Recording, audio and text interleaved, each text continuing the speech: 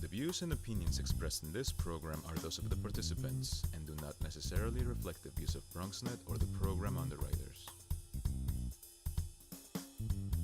And coming up on this edition of Perspectives, Women Up 2019, my special guest will share her initiative to help women students and leaders in the year 2019.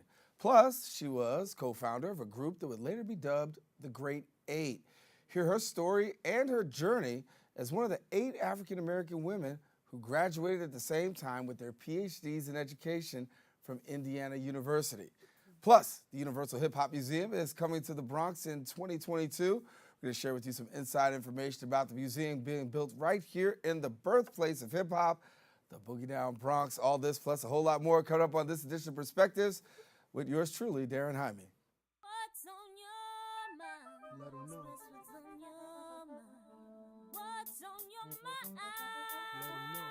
Anything relevant to life, you bring it to the table. Whether you make a move solo or a movement with a stable. No fables, you speak on your decisions. Cause in the long run, it's your voice, your views, your vision. Keeping it real with many messages for you to know. This ain't radio, but DJ runs the show.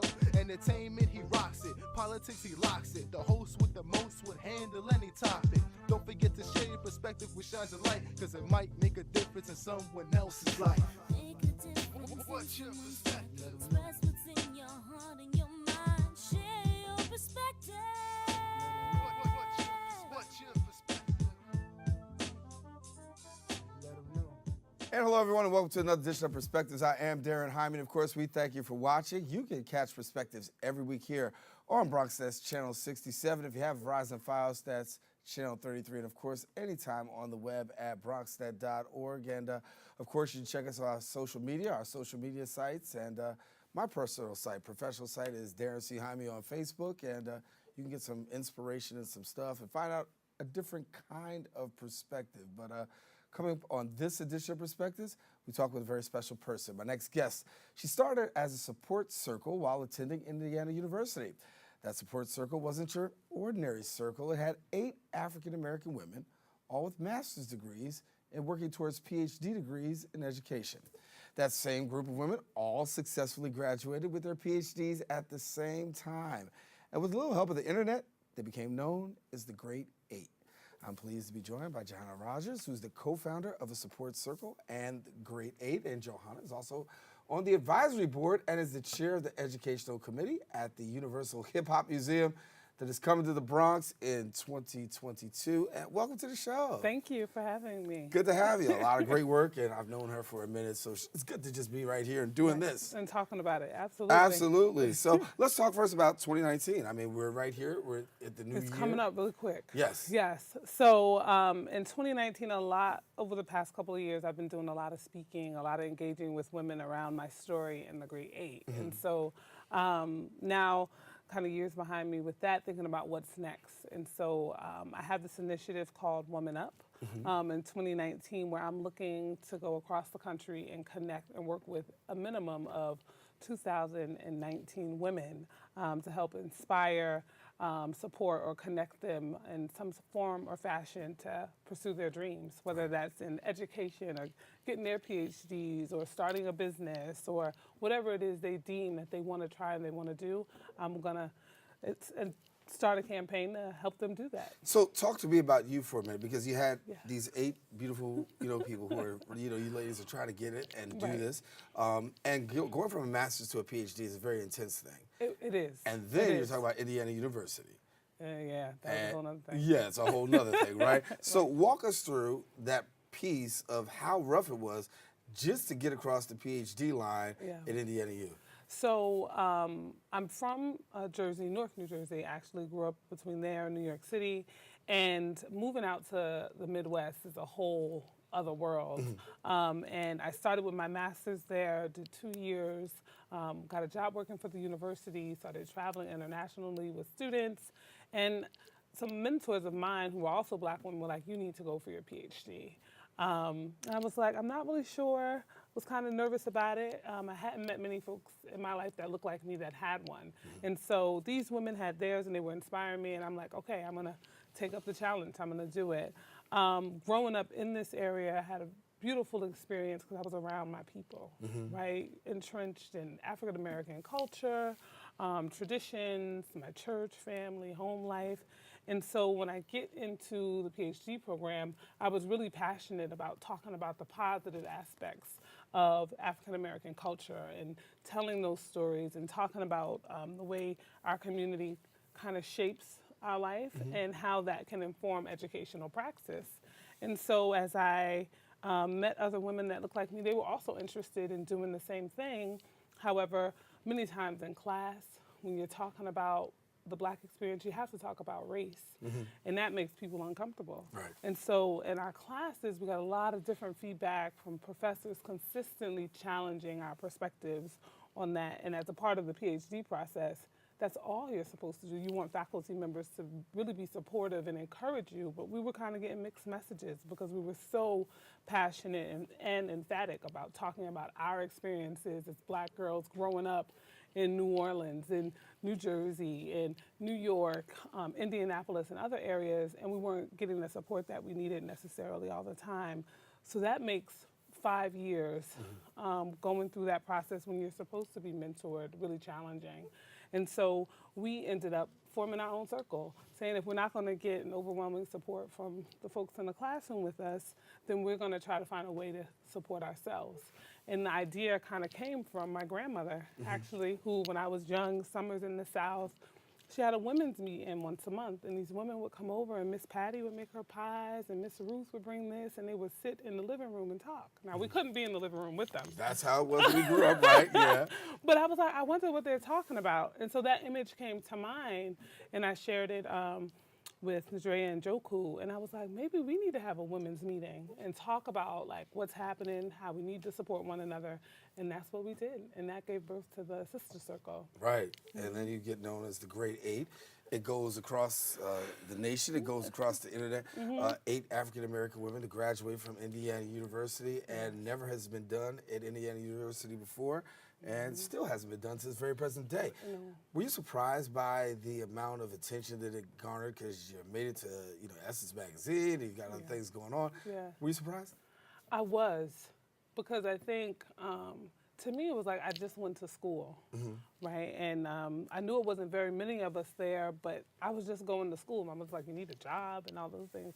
And so that's how I thought of it. And when the story broke and we saw the African American or just the community responding and Facebook messaging and the White House initiative called and all these people responding to the fact that we persisted in spite of, is really, even to this day, kind of like how does Essence Magazine or Ebony Magazine call us and say, you're one of the Power 100 for 2016 with the Obamas and all of that. And it was just kind of amazing. Right.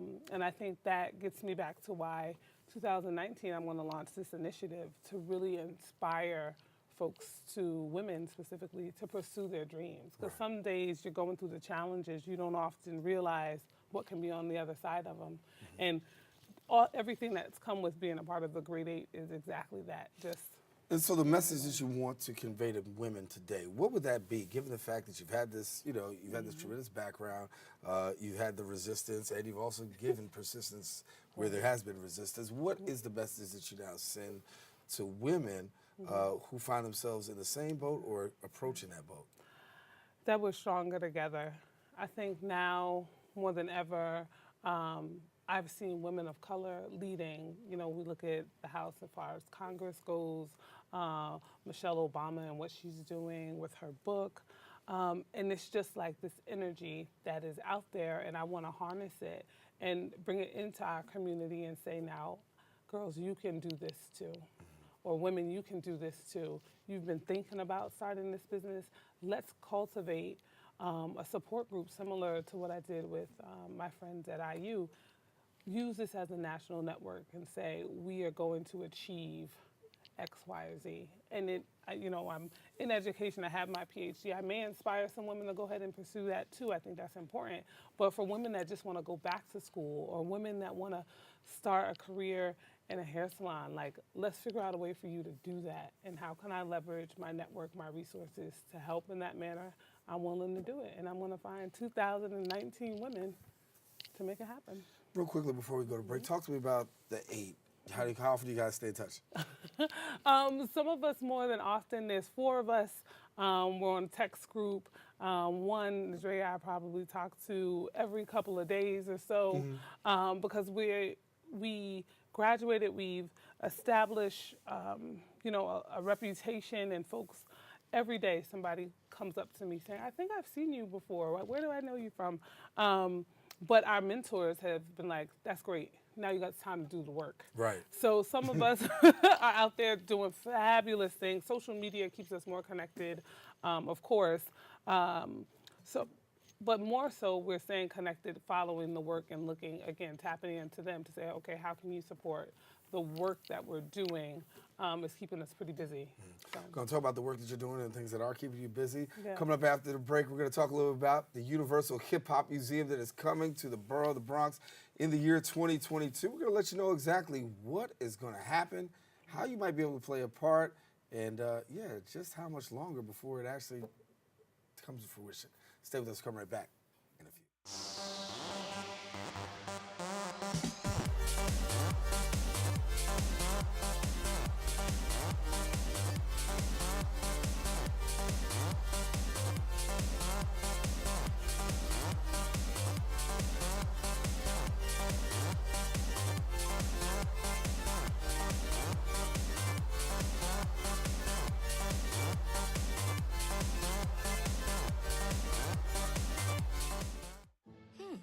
Maybe you can make retirement happen. After all, you made this vacation happen. Double points with every purchase? Cleverly merging promotions. Love it. Cross-referencing travel sites. And booking all your flights with those... Vouchers. I got us bumped. They were like, oh.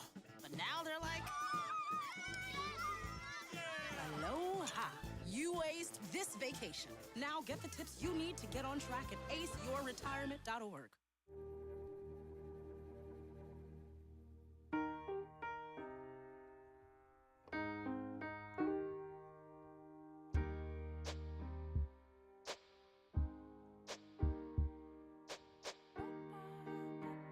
And I can't change, even if I tried, even if I wanted to.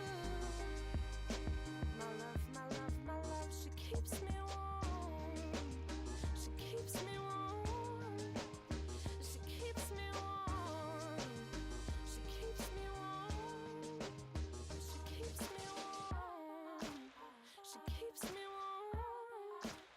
We are neighbors and best friends. I love my sister. My heart doesn't see race. Love is love. Our family is no less than any other family.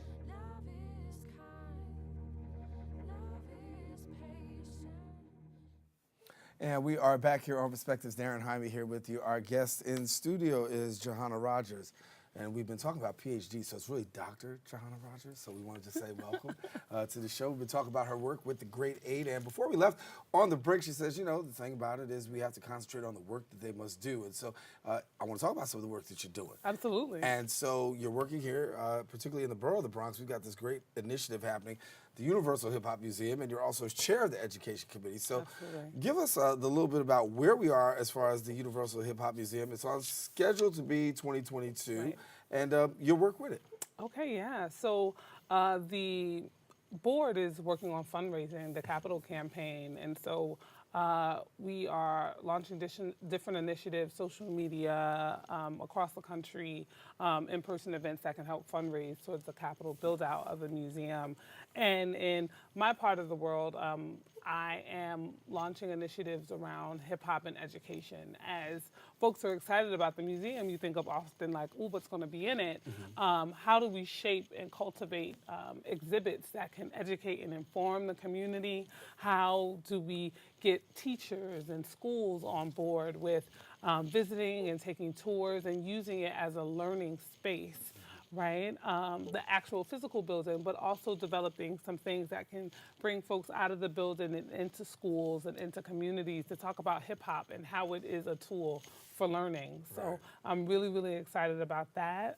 As chair, I'm looking to grow the committee. So we're looking for teachers, specifically in the Bronx, but across New York City, to get involved.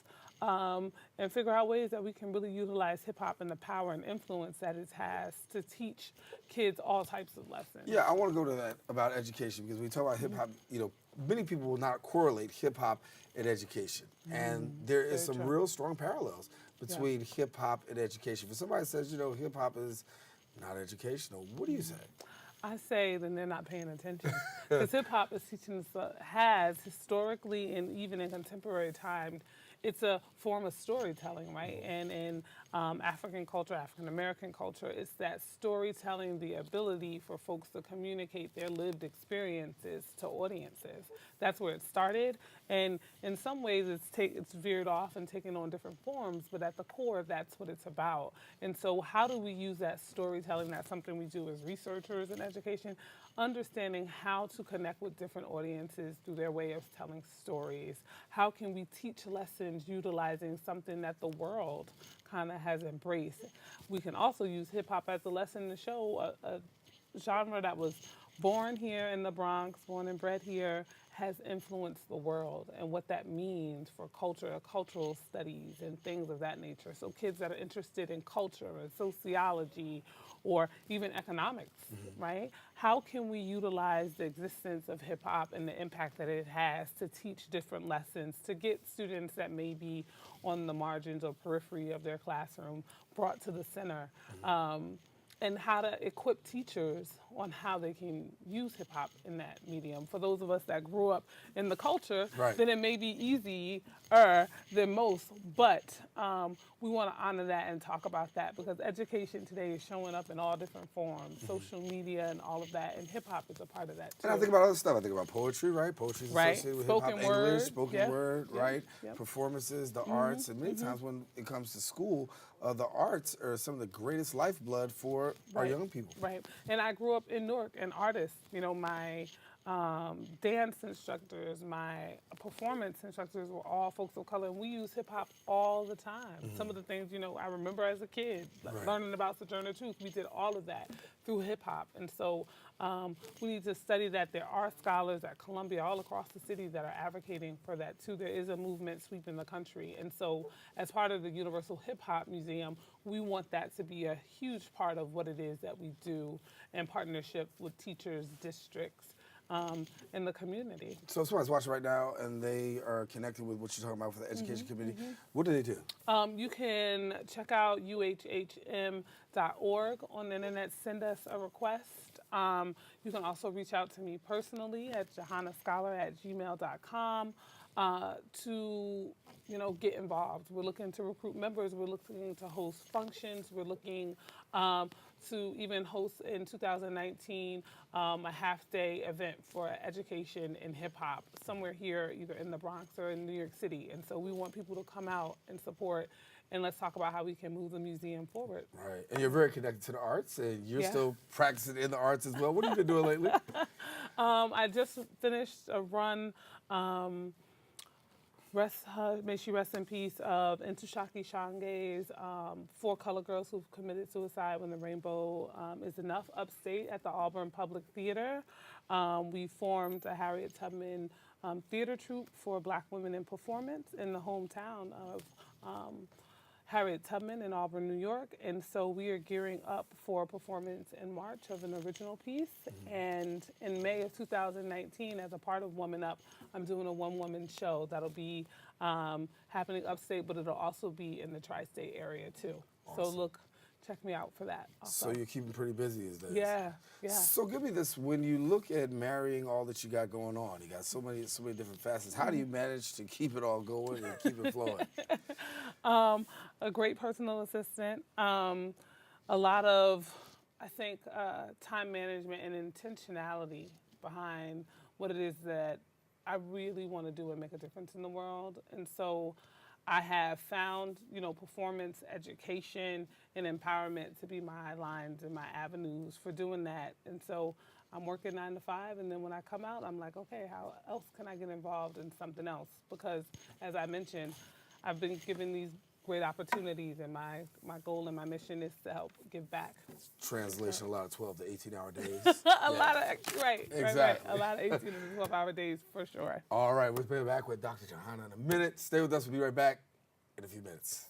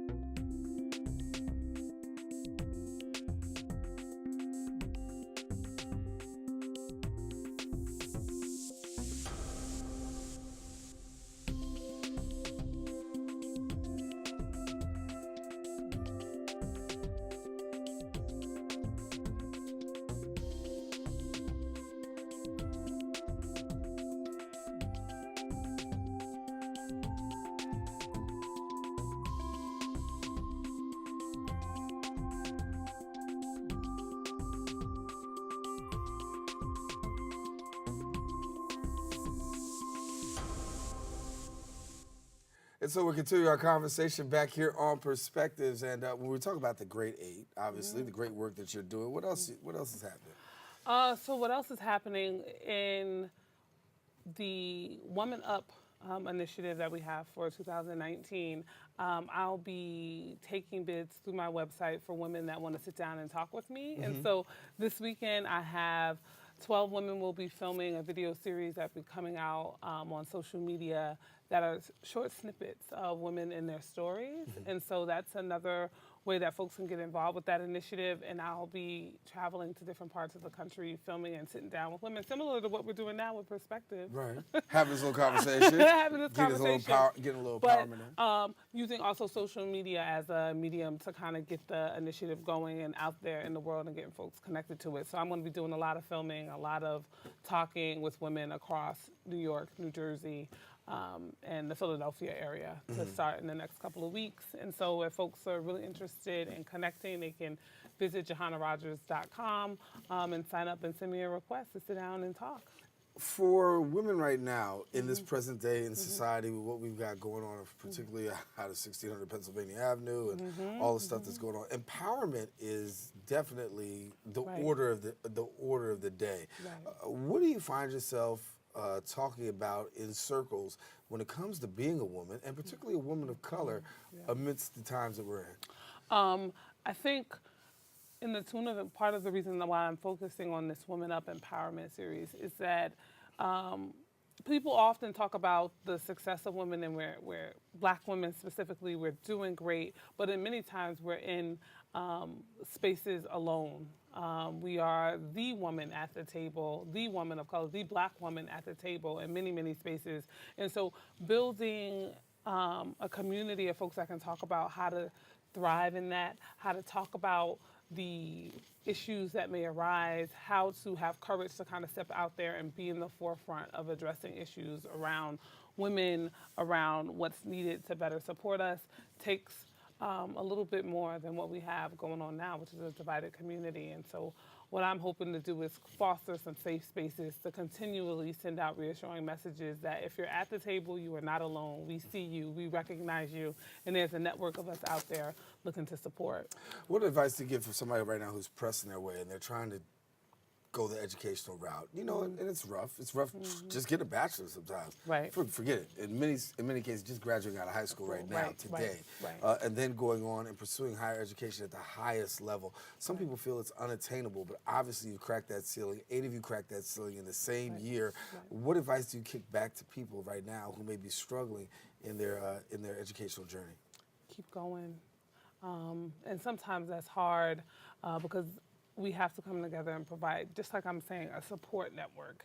And if you can find one person that's in that class with you, one professor, it doesn't even need to be a professor. If it's some of the facilities folks on campus, make a connection with someone and talk about what it is you're trying to go, and hopefully that connection with someone can help you get there. When I think about us and trying to get through, it was the women on the facility folks on the floor that would make sure we can get into the offices later. If we were there, they would walk us to our car.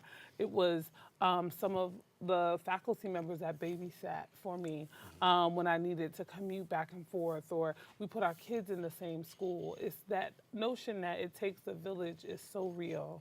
And I think I want to empower them to really talk to or make a connection with someone that you can see on a regular basis that's going to check in with you, and you're going to do the same. That is going to make a huge difference, whether that's in the boardroom or in the classroom. And that's determined your give back heart. Yeah.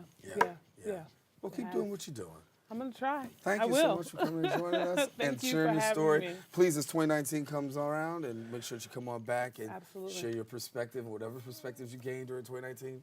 Bring it back here. Absolutely. All right. Thank you. Dr. Juhanna Rogers here with us in studio. Want to let you know, listen, we are wrapped up here on this edition of Perspectives. We invite you to stay tuned every week on BronxNet's Channel 67. If you have Verizon Fios, it's Channel 33. And, of course, anytime on the World Wide Web at bronxnet.org. For all of us here at the Set of Perspectives, I'm Daren Jaime. Take care, and thanks for watching. Be sure to share your perspective with somebody else, because you never know, it just might make a difference in someone else's life. Talk to you later. Take care, and God bless.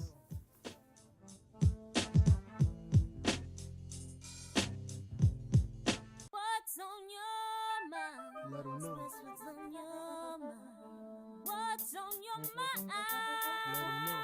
Anything relevant to life, you bring it to the table. Whether you make a move solo or a movement with a stable. No fables, you speak on your decisions. Cause in the long run, it's your voice, your views, your vision. Keeping it real with many messages for you to know. Did you know kids who play outdoors have healthier lungs? Totally. I did. Did you know that boys that play with dolls make better husbands? My son has lots of dolls. But did you know terry cloth diapers breathe better? I did. It's totally true. Oh, yeah. Did you know that strollers have the right of way on a sidewalk? Yes. Yep, I did. Did you guys Did you know that kids who eat breakfast have higher GPAs? Yeah, I know. Yeah. That's actually what I was going to say. Did you know babies should never touch silver? It's really bad for them. I knew that. Did you guys know that statistically friendly kids have more friends? Mm-hmm.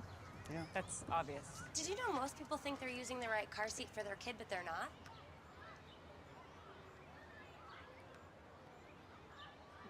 Parents who really know it all know for sure that their child is in the right seat at the right age and size.